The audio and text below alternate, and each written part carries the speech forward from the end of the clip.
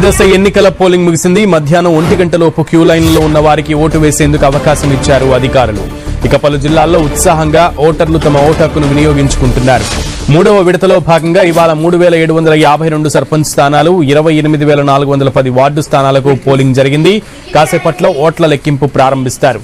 రాత్రి వరకు ఫలితాలు వెల్లడి కానున్నాయి. ఆ తర్వాత వార్డు సభ్యులతో సమావేశాలు నిర్వహించి ఉప సర్పంచ్ ఎన్నికలు నిర్వహిస్తారు. మొత్తం 182 మండలాల్లోని 3752 పంచాయతీల్లో ఎన్నికలు జరిగాయి. ఈ విడతలో 4157 గ్రామాలకు 36434 వార్డులకు నోటిఫికేషన్ ఇవ్వగా 394 గ్రామాలు 7916 వార్డులు ఏకగ్రీవమయ్యాయి.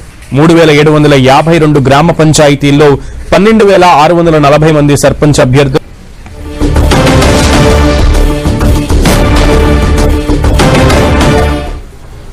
మొత్తానికి పల్లె పోరుకు తెరపడే సమయం ఆసన్నమైంది. క్యూ లైన్లలో ఉన్న వారికి మాత్రమే పోలింగ్ కి అవకాశం కల్పిస్తున్నట్లుగా తెలుస్తోంది అధికారులు. పూర్తి సమాచారం మా ప్రతినిధి తిరుపతి చారి అందిస్తారు. తిరుపతి చారి.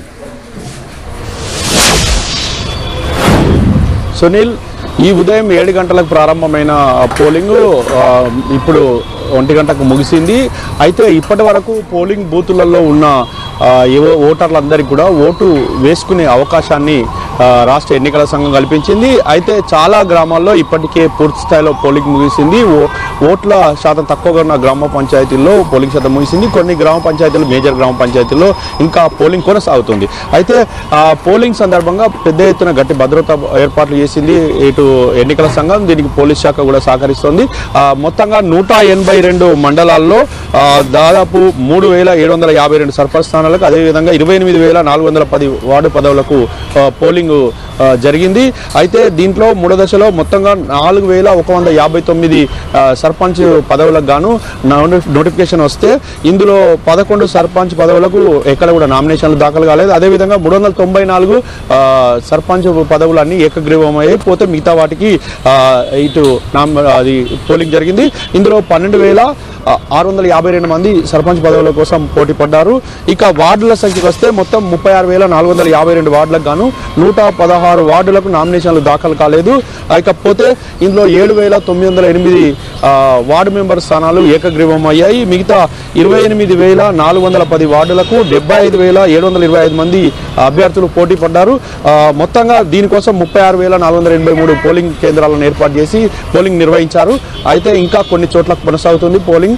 మొత్తానికైతే ఇటు ఎన్నికల సంఘానికి సంబంధించి ఎప్పటికప్పుడు వెబ్కాస్టింగ్ ద్వారా ఎన్నికల పోలింగ్ జరుగుతున్న తీరును పరిశీలించారు.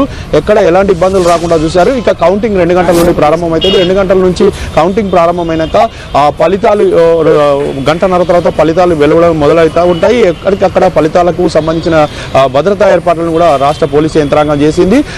మొత్తానికైతే ఇటు ఫలితాల తర్వాత ఉప సర్పంచ్ ఎన్నిక జరుగుతుంది. ఉప సర్పంచ్ ఎన్నిక పూర్తయిన తర్వాతనే ఎన్నికల కోడ్ ముగుస్తుంది. అప్పటి వరకు ఎన్నికల కోడ్ కొనసాగుతుంది. ఆ తర్వాత రాష్ట్ర ఎన్నికల సంఘం దీనికి సంబంధించి ప్రకటిస్తారు. ఇక